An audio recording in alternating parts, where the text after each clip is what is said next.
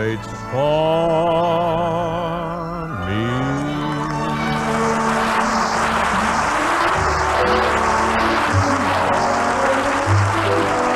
This is Ken Carpenter welcoming you to the Bing Crosby Show, presented by Chesterfield, produced and transcribed in San Francisco, with John Scott Trotter and his orchestra, Judd Collins with the Mayors, and Bing's guests, Miss Barbara Whiting and Gary Crosby. Oh, that's right. Gary's going to sing a song on the show tonight. Of course, that's if he doesn't fall asleep. It's pretty late, you know, for a kid like him. It isn't so late. Ken, you'd be surprised how tired little boys get. But Gary's 16 years old. Oh, well, then it's me that's tired. I knew somebody was tired around here. Shall I slide the old rocking chair under your dad? No. Oh, thanks, Ken. I get car sick in a rocker. I tell you what you can do, though. Would you just slip my shawl over my shoulders and bring me a cup of hot tea? Shall I also fetch your paints and brushes, Grandma Moses? Grandma Moses, Ken, you're beginning to sound like Bob Hope. Well, thank you. You know Bob Hope, folks. He's the great lover who dislocated his shoulder falling out of the front seat of an automobile.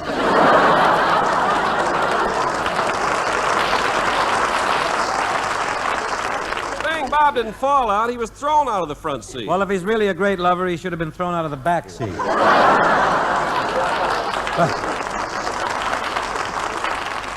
I'll tell you one thing, though, Ken. It was nice. I think it was nice in a way that Bob had that accident and dislocated his shoulder. Gave the servicemen a chance to get even. What do you mean? Well, when Hope was in the hospital, a bunch of soldiers went over to entertain him. It's fair, I think. It's How could a turnabout. group of soldiers possibly entertain Bob Hope? Well, they held a dice game on his bed, and they gave him a cut of every pot. He'd like that. Oh, but you should have seen the beautiful nurse Bob had. Oh, really? Did she bandage his shoulder and put his arm in a sling? She put both of his arms in a sling. Well, why both of them? Why should a girl be half safe?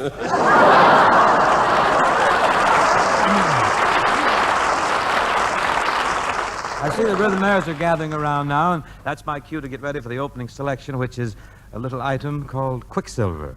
I did quite a flashy deca-platter on this tune with the Andrews sisters. Now we'll see if we can flash it here tonight. Perry Bodkin is outstanding in this number, playing the banjo. Quicksilver into someone's arms.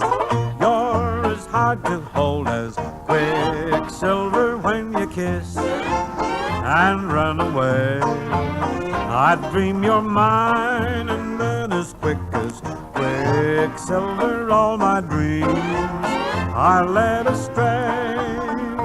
I keep chasing you till I'm facing you and embracing you with all your charms. With all your charms, and you slip through my fingers just like quicksilver right into someone else's arms.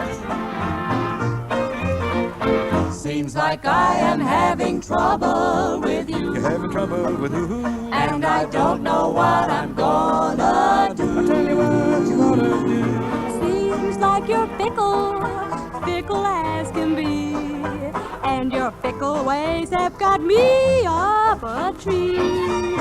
You're as hard You're hard to hold, quicksilver when you kiss. When you kiss and run away. Oh, you kiss and then I dream you're mine, and then I it's dream you're mine, quicksilver, all my dreams are led astray.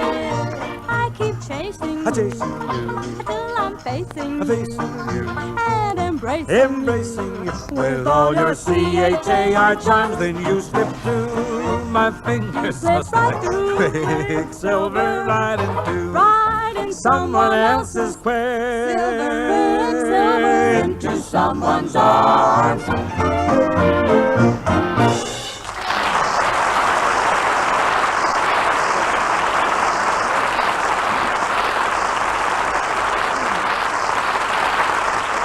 Jolly little item. You know, we got Barbara Whiting on the show tonight, and I thought it would be appropriate, be nice, to do one of her father's songs. It's a new song called Sorry. Buddy Cole at the piano.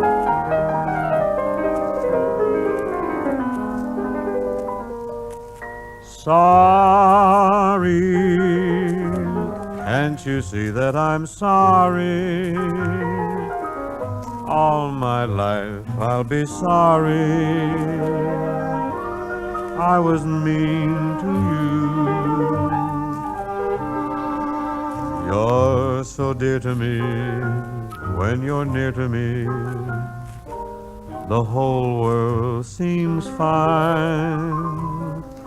And I need you so, how I long to know you'll always be mine. I'm sorry. Will you ever forgive me? Heaven knows I'll be sorry if you say we're through. So have a heart, say we'll never part again. Darling, I love you. Won't you tell me you're sorry too? Sorry, can't you see that I'm sorry? All my life I'll be sorry I was mean to you. You're so dear to me. When you're near to me, the whole world seems fine. I need you so, how I long to know you'll always be mine. I'm sorry. Won't you ever forgive me? Heaven knows I'll be sorry if you say we're through. So have a heart, say we'll never part again. Darling, I love you. Won't you tell me you're sorry?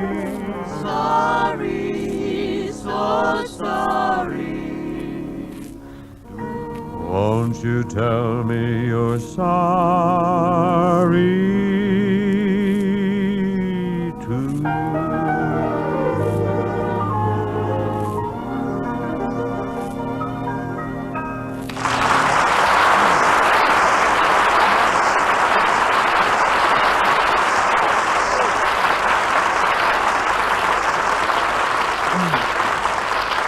Thank you very much. You know, in the Crosby household, there are 4 boys. That's if you don't count me. The youngest is Lindsay, who's 11. Then there are the twins, Dennis and Phil, who are 15. The oldest is Gary, who is, already? Well, anyway, tonight's guest is the biggest of the little Crosbys, and it's with a father's pardonable pride that I present him in this, his debut as a radio soloist. Step out, son. Do your pop proud, huh?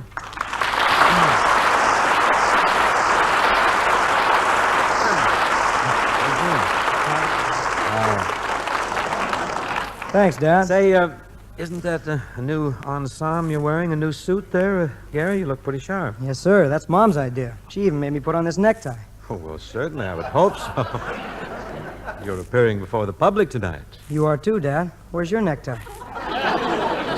You're wearing it.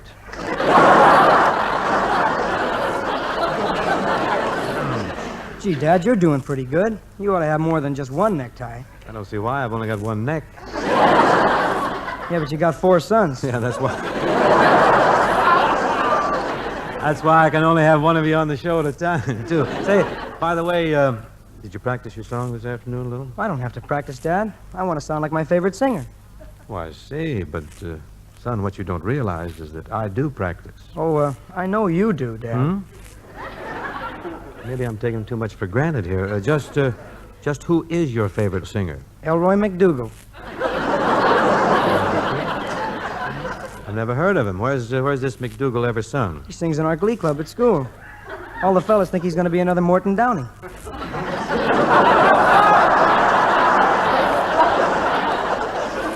He sings that high? Yeah, but Elroy wonders how he's going to sound when his voice changes. He worries about it. So does Downey. Say, Gary, If you're ready with your song, maybe we better get at it, and then you can get on home. You got school tomorrow, you know. Oh, I can stay up late tonight, Dad. Who gave you that idea? Took a nap today. A nap? When did you take a nap? This morning. Didn't get up till 10:30. I'll lay you 8 to 5. You get up before 10:30 tomorrow morning. And incidentally, what's that scent that's making my nostrils quiver and twitch? Are you wearing cologne? Oh, no. This is before shave lotion.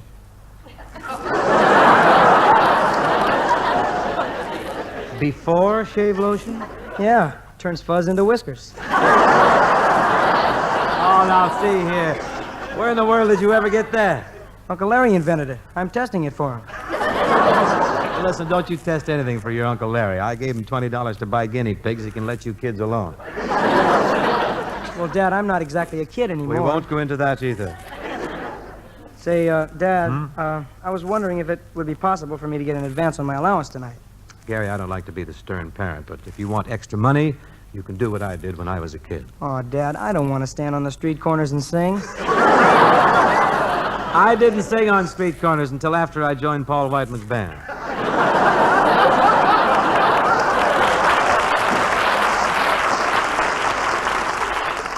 Whiteman had me sing on the street to drive people into the theater. Who drove him out?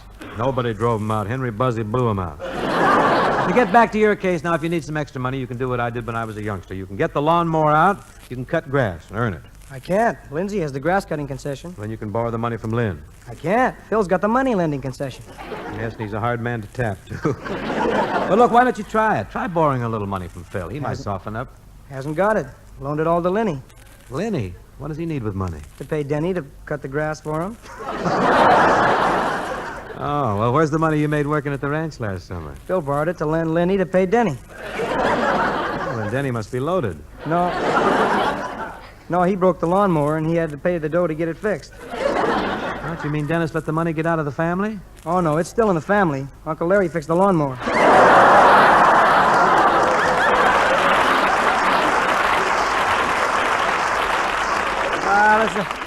That's a long story. But I don't see why you need any money anyway. As long as you're going right home to bed, there's no need of it. I hadn't planned on going right home to bed tonight. No, you hadn't. No, I thought I might go out for a bite to eat later and maybe take in a movie. Well, that might be an idea. We might do that. We? Yeah. Well, Dad, would it be all right if you didn't go? Like you're going out to eat with one of your school chums? Well, yeah, kinda. What do you mean, kinda? Well, what I had in mind is more like a girl than a chum. What are you talking about? Well, it's a chum, but you couldn't exactly say she's a fella. You asked a girl for a date? It was inevitable, Dad. Now, this comes as something of a shock to me, Gary. You're an athlete. You're a football player. You shouldn't be thinking about girls. Well, girls are more fun than football. And they're not so seasonal. Yeah? That's true. That's right. But I don't know. You amazed me tonight. I always thought you were bashful type. I always thought of you as being timid around girls. Yeah, that's good. What do you mean? Shy guy does a lot better than a wise guy.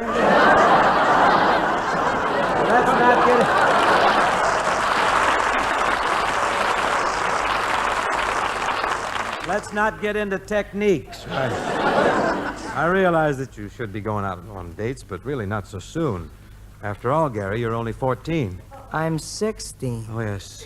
That's right. Even at 16, son, you've got plenty of time for girls. That's what I say. From now on, I've got plenty of time. Well, now I'm beginning to realize how Louis Stone felt every time Mickey Rooney walked into his study for a heart-to-heart chat. Of course, Dad, now that the whole matter has come up, maybe we ought to talk about girls. Have a little talk. No, son, I still take the stand that you're too young for girls. Well, if you won't talk about them, maybe I should talk to Uncle Everett. Pull up a chair, son. We are going to have a talk. Are we going to talk about girls? No, about Uncle Everett. Come to think of it, I doubt if you're old enough to talk about him either. Well, Dad, how about it? Can I go out on the date or not? Oh, Gary, you haven't got time for girls now. You've got your schoolwork, your athletics to think about. That's all you can handle right now. Well, gee whiz. If Dick Tracy can take time out to get married, I can certainly take time out to have a date. You can go out on a date when little orphan Annie gets married. Well, all I can say is this puts me in a terrible spot. Why? I'll be the laughingstock of Monterey Peninsula. Oh, well, I guess as long as you've gone ahead and made this date, we'll have to take her out to dinner. We? Sure. Then I'll be the laughingstock of the whole world. Now, let me ask you this. Will it be all right if I meet the young lady? Can that be handled? It's not that I'm ashamed of you, Dad. It's just that you might get in the way. Get in the way of what? How do I know? This is my first date.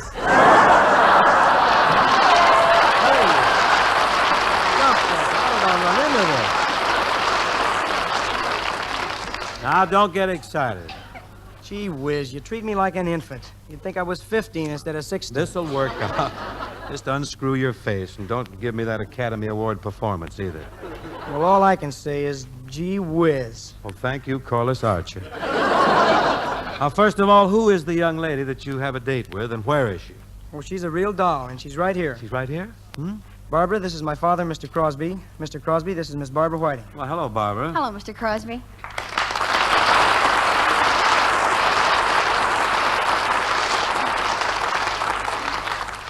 How do things look, Gary? Oh, man, it's rough. Did you try crying? It always works for me. Nothing'll work. The groaner's solid granite. All right. All right, kids, break up this huddle now, if you don't mind. Gee, Mr. Crosby, this is the biggest thrill of my entire life. Oh, gee, Barbara. I mean, your father. Oh. Mr. Crosby, it's such a thrill meeting you after all these years. All what years? I've got the biggest collection of your records of anybody in school. And you know something, Mr. Crosby? What? On your real old ones, you sound just like Elroy McDougal. That was before Dad's voice changed. I never should have changed it. Today I could have been another Morton Downey, you know that? Oh, we like you the way you are, Mr. Crosby. All the girls in my class are just dying to meet you. Why? Because you're loaded with sons.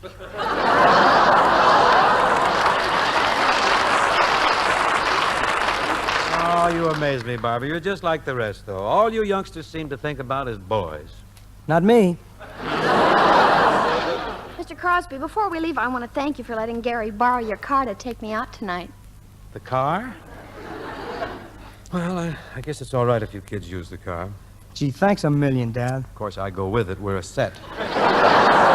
Oh, Dad. Well, you see, Mr. Crosby, Gary and I plan on going out and dining and dancing it up a bit. Well, that's all right. You and Gary can dine it up and dance it up, and Daddy's going to be right there chaperoning it up, too. Oh, this is going to be a mad, mad evening. Now, don't get the idea that I'm old-fashioned. Please don't do that. I don't want you thinking I'm a wet blanket. I'm a very modern parent.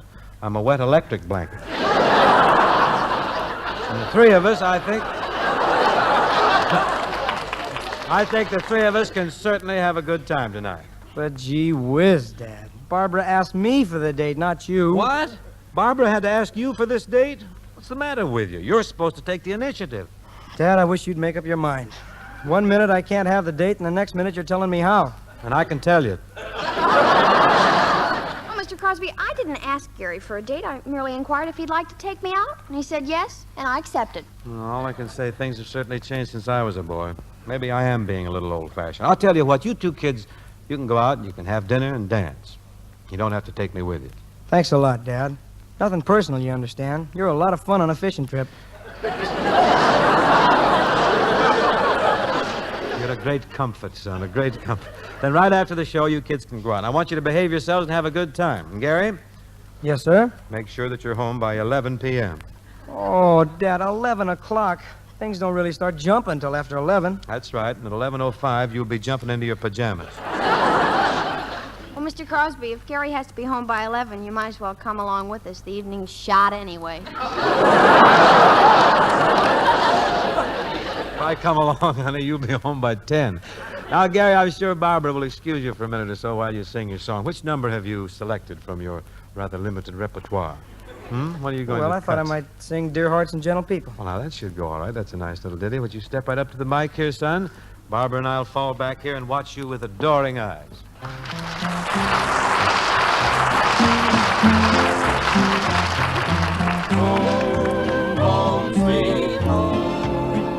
I love those dear hearts and gentle people who live in my hometown, because those dear hearts and gentle people will never ever let you down. They read the good book from Friday till Monday. That's how the weekend goes. I got a dream house I'll build there one day, with picket fence and rambling rose. I feel so welcome each time that I return, that my happy heart keeps laughing like a clown. I love the dear hearts and gentle people who live and love in my hometown. There's a place I'd like to go, and it's up in Idaho, where your friendly neighbors smile and say hello. It's a pleasure and a treat to meander down the street. That's why I want the whole wide world to know. I love those dear hearts. I love those gentle people who live in my hometown.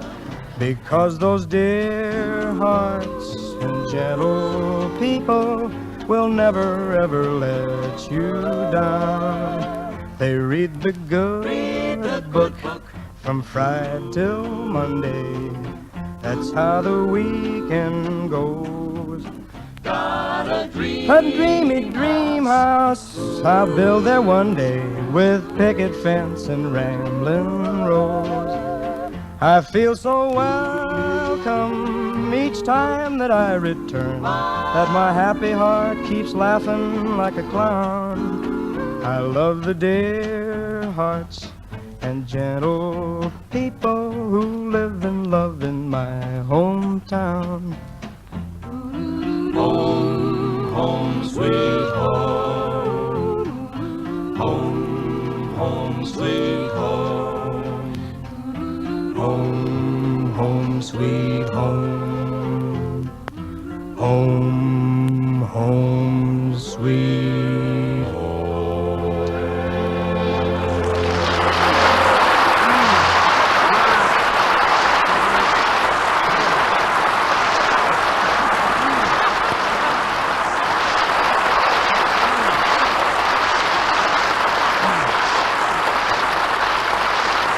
Smash.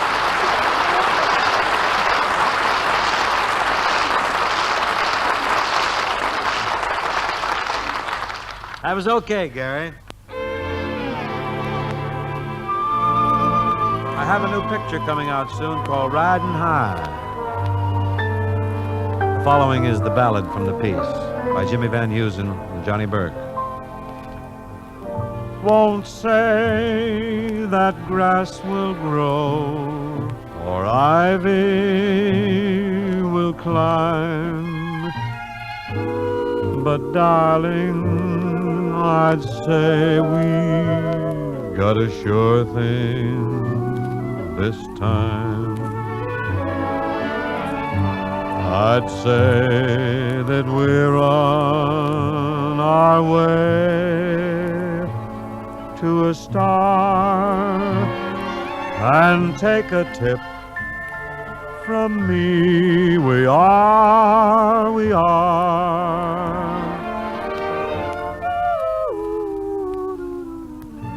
Won't say that rivers flow or day turns to night, but darling, I'd say we got a sure thing, all right.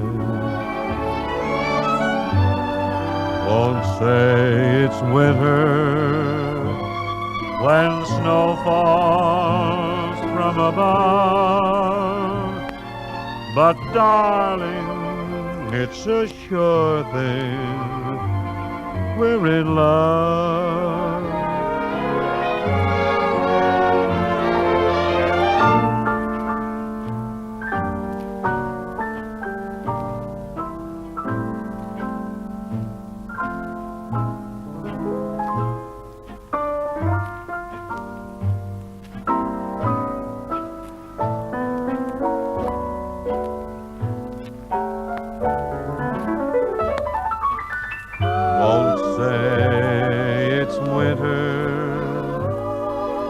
when snow falls from above. But darling, it's a sure thing, we're in love.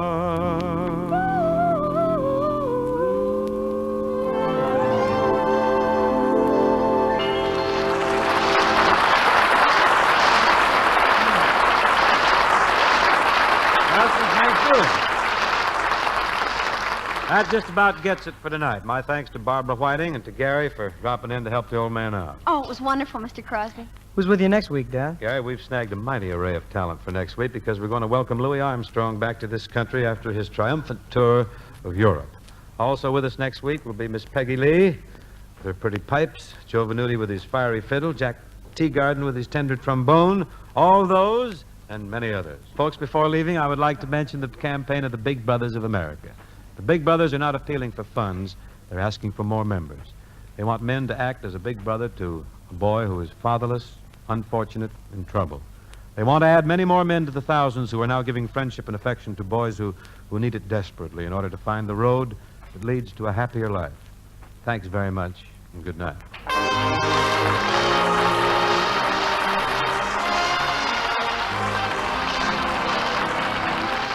The Bing Crosby Show, presented by Chesterfield, was produced and transcribed in San Francisco by Bill Morrow and Murdo McKenzie. Barbara Whiting, radio's junior miss, appeared through the courtesy of the makers of Rave Home Permanent. Tune in next week and hear Bing and his guests, Louis Armstrong, Peggy Lee, Joe Venuti, and Jack Teagarden. The George Burns and Gracie Allen Show follows immediately.